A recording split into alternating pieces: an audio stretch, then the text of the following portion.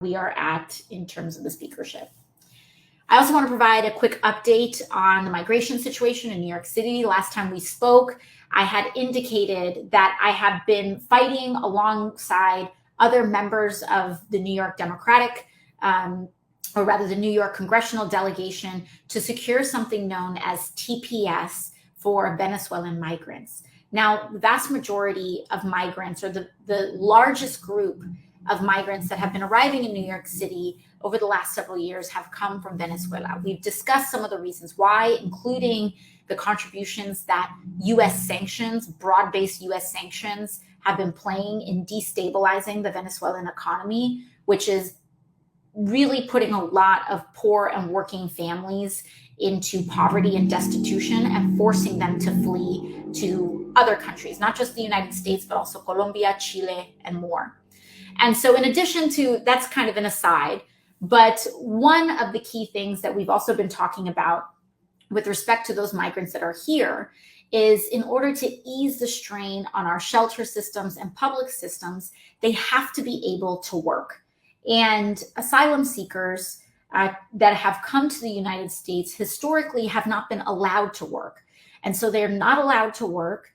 They are not allowed to sustain themselves. And so they're forced to remain in our shelters and forced to rely on our public systems, even when they don't want to. In fact, when I have visited our shelter system several times, and every time I speak to these folks, the number one thing that they say is, I just want to work. Just let me work and let me get on my feet and let me provide for my kids. And on the other end of that equation, one of the other things that we hear from a lot of industries in the city and across the state of New York is, let us hire them, especially the agricultural industry, the hospitality industry. They say, we really need New Yorkers. We really need these new New Yorkers. And we really need to be able to hire these folks because we have not been able to fill this labor need up until this point.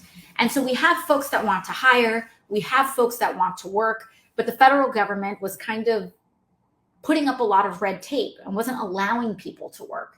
And so I've been pushing alongside the New York congressional delegation for over a year to make sure that we secured something known as TPS, or temporary protected status, for Venezuelans, and not only Venezuelans, but folks from many other countries as well. And just last month, after pushing and pushing and pushing the Biden administration on this, we finally had a breakthrough. And we were able to secure temporary protected status for Venezuelan asylum seekers here in the United States. And that has been a major boon for the current situation. That means over or about 500,000 asylum seekers will now be able to get on a pathway to be allowed to work, which will hopefully really reduce the strain on our systems and also help us fill our economic needs that we have in the city. Leading up to that, I led a delegation alongside Congressman Espaillat of members of the Congressional Hispanic Caucus